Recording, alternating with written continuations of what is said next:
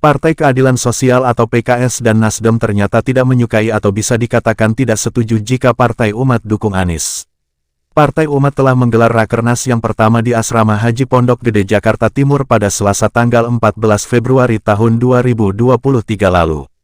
Hasilnya, selain adanya pernyataan lantang yang mengatakan mendukung penuh politik identitas itu, ternyata ada juga satu wartawan perempuan dilecehkan dan 11 telepon genggam atau HP dinyatakan hilang. Ini adalah Rakernas partai yang paling unik sedunia. Karena hanya di Rakernas Partai Umat ini saja ada wartawan yang menjadi korban pelecehan seksual dan kehilangan beberapa unit telepon genggam atau HP. Sedangkan di Rakernas partai lain tidak ada. Dan pelakunya jelas kader Partai Umat, tidak akan mungkin kader Partai Buruh. Karena peserta Rakernas itu adalah kader dan pengurus partai. Kemudian, orang jadi tahu kalau Partai Umat akan mengusung politik identitas pada pemilu 2024 mendatang. Jadi secara tidak langsung, kita semua sudah dikasih kode untuk waspada duluan. Masih ada waktu untuk mempengaruhi anggota keluarga kita, tetangga dan lain-lain agar jangan memilih partai itu, karena sejatinya politik identitas itu sangatlah berbahaya. Dan orang yang bermain dengan hal tersebut bisa dibilang minim ide dan gagasan. Sehingga tidak ada yang bisa dijual selain dari identitas yang mereka punya seperti agama. Hasil lain, Partai Umat resmi mendukung Anies sebagai Capres 2024, meskipun si kakek Amin Rais menyatakan untuk mendoakan Prabowo Subianto untuk menjadi presiden di 2024 nanti. Pertanyaannya, apakah Partai Umat mengusung Anies itu baik untuk calon koalisi perubahan atau tidak? Jawabannya adalah tentu tidak. Mengapa demikian? Karena tidak menambah kursi dukungan. Partai Umat itu kan partai baru yang belum punya perwakilan di parlemen. Justru bergabungnya Partai Umat ke kubu pengusung Anies merugikan PKS. Karena, pendukung Anies itu sebenarnya ada dua kelompok. Kelompok ultrakanan, seperti FPI, HTI, PA 212 dan GNPF Ulama serta kelompok nasionalis. Nah, kelompok ultrakanan ini cenderung memilih PKS karena ideologinya hampir mirip. Termasuk tampilan uhtinya juga hampir mirip. Cuma bedanya uhti PKS mengenakan hijab warna oranye. Harapan Mardhani Alisera DKK, ketika PKS mengusung Anies, kelompok ultrakanan ini turut menjadi pendukungnya. Sehingga dapat basis massa gratis gitu.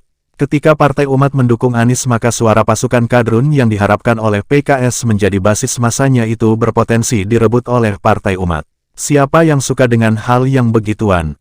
Karena di partai besutan Amin Rais tersebut juga ada tokoh PA 212. Seperti Ansufri Idrus Sambo yang merupakan mantan ketua PA 212. Kemudian, ada Buniyani yang pada 2017 silam diberi penghargaan oleh sebagai pahlawan Al-Maida oleh PA 212. Tidak berhenti sampai di situ, ia juga diberi hadiah umroh karena telah berhasil menjatuhkan Ahok. Selain itu, Buniyani diberi plakat bertuliskan, alumni 212 Award. Termasuk Amin Rais sendiri merupakan penasihat PA 212. Sedangkan jubir PA 212 kala itu Novel Bamukmin pernah mengatakan, PA 212 siap masuk Partai Umat dengan syarat apa yang dilakukan oleh partai itu sejalan dengan spirit 212 yakni menantang penista agama. Dan tentunya kita semua tahu bahwa motto Partai Umat adalah, melawan kezaliman tegakkan keadilan. Yang ini bisa dibilang sejalan dengan spirit 212. Artinya kelompok Monaslimin itu juga berpotensi memilih Partai Umat pada pemilu 2024 mendatang.